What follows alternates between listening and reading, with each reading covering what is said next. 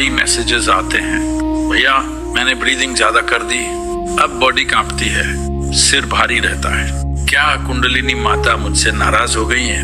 कोई लिखता है मैंने मंत्र गलत उच्चारण कर दिया, अब रात में अजीब सपने आते हैं, ये माँ का क्रोध है क्या? किसी को लगे मैंने नियम नहीं माना, अब मेरे साथ जो भी खराब हो रहा है वो सब देवी की सजा है।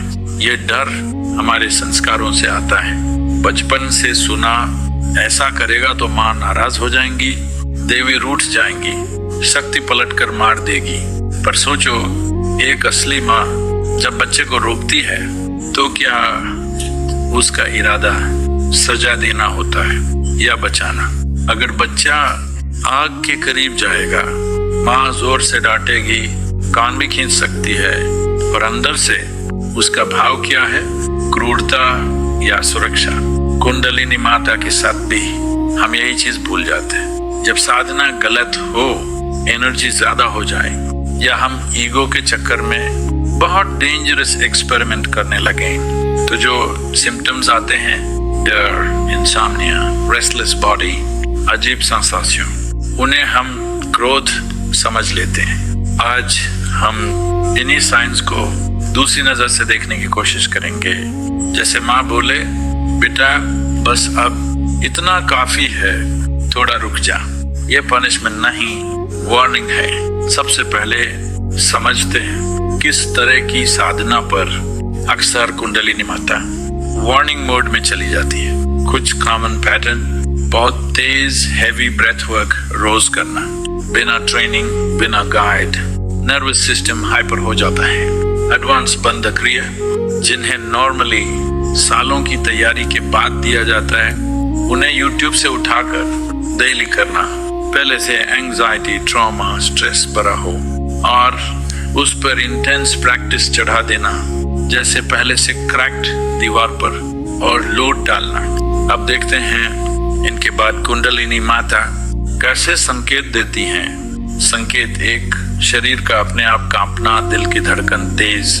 अगर प्रैक्टिस के दौरान या बाद में आपको लगता है दिल तेज धड़क रहा है, हाथ पैर सुन्न हो रहे हैं, बॉडी अनकंट्रोलेबल कांप रही है, तो ये अक्सर ये नहीं कह रहा कि वाह बहुत ऊंचा जागरण हो गया, ये कह रहा तुम्हारा नर्वस सिस्टम ओवरलोड में है, धीरे चलो।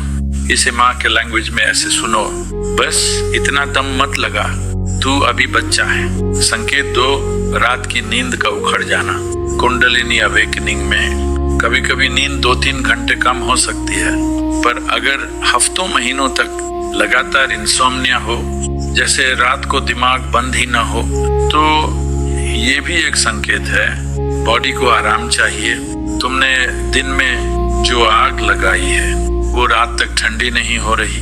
माँ कह रही हैं दिन भर इतना हिला दिया खुद को, अब मुझे तेरे सिस्टम को रिपेयर करना है, पर तू खुद ही सोने नहीं दे रहा। संकेत 3, अत्यधिक डर, पैनिक, हेलुसिनेशन। अगर मेडिटेशन के बाद कुछ देर के लिए डर आना, ठीक है, पुरानी यादें, डीप इमोशंस निकलते हैं, पर अगर दिन रात पैनिक अटैक्स, हर समय डर, या ऐसा लगना कि मैं रियल नहीं हूँ, हालुसिनेशन, आवाजें, ये सब हो रहा हो, तो ये सिर्फ माँ का क्रोध नहीं, ये सीधा संकेत है, बेटा बेटी अब सिर्फ साधना नहीं, तुझे प्रॉपर हेल्प चाहिए। Doctor, therapist, grounded guide. यही बहुत लोग गलती करते हैं, कहते हैं ये तो कुंडलिनी माता का एग्जाम है, मैं किसी को नहीं दिखाऊंगा, जबकि शायद माँ कह रही हो जाओ डॉक्टर के पास जाओ, तुम्हारे माध्यम से वही मेरा काम कर रहा है। तो याद रखो, ये सारे भारी अनुभव भगवान की सजा नहीं, कृष्ण अग्नि की तरह चेतावनी भी हो सकते हैं। अब सवाल, ऐसे टाइम पर हम कुंडलिनी माता से कैसे बात करें? अब थोड़ा प्रैक्टिकल, जब तुम्हें लगे कि एनर्जी ज्यादा तेज हो गई है, कुंडलिनी के नाम पर लाइफ उलट पुलट हो रही है, तो ये 3 लेवल पर काम करो।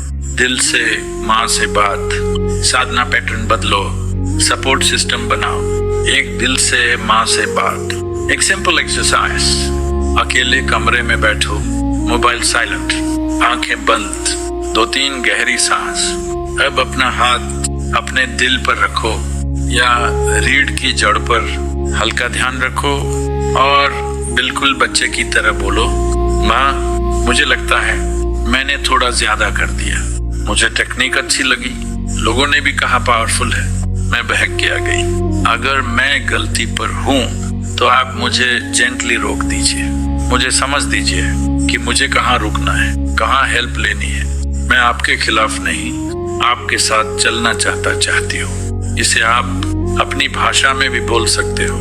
मुद्दा ये है, ब्लेम और डर की जगह ईमानदारी और सरेंडर लाना। 2 साधना पैटर्न बदलो। कुंडलिनी माता आशीर्वाद की बात, प्रैक्टिकल स्टेप ये है, कुछ हफ्तों के लिए साधना पैटर्न हल्का करो। हैवी ब्रेथ वर्क बंद, एडवांस्ड क्रिया पॉज, सिर्फ बेसिक आसन, सिर्फ प्राणायाम, सिंपले मंत्र या भक्ति, और सबसे ज्यादा ग्राउंडिंग एक्टिविटीज बढ़ाओ। खेत में काम, चलना, रसोई, सफाई, परिवार के काम, ये सब एनर्जी को नीचे लाता है, बॉडी को सिग्नल देता है हम नॉर्मल लाइफ में हैं, डेंजर जोन में नहीं। ये माँ को ये कहने जैसा है, मैं जल्दी नहीं करूंगा, आराम से चलूंगा। 3 सपोर्ट सिस्टम बनाओ। कुंडलिनी माता चाहेंगी कि तुम सेफ रहो। इसका मतलब कई बार ये भी है कि तुम एक्सेप्ट करो, मुझे अकेले नहीं, साथ चाहिए।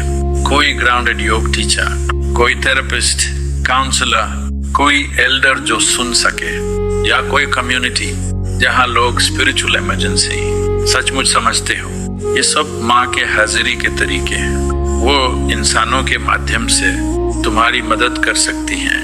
अंत में एक छोटा सा सेल्फ चेक, आंखें बंद करो, एक गहरी सांस लो और ये 3 सवाल अंदर से पूछो।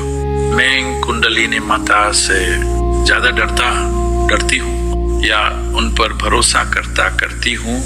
मेरी करंट प्रैक्टिस मुझे रोज थोड़ा ग्राउंडेड कर रही है या मुझे रोज थोड़ा अनस्टेबल बना रही है। अगर माँ आज मेरे सामने फिजिकल रूप में आकर पूछें, बेटा इतना जोर क्यों लगा रहा है, क्या तू खुश है इस तरीके से, तो मैं क्या जवाब दूंगी।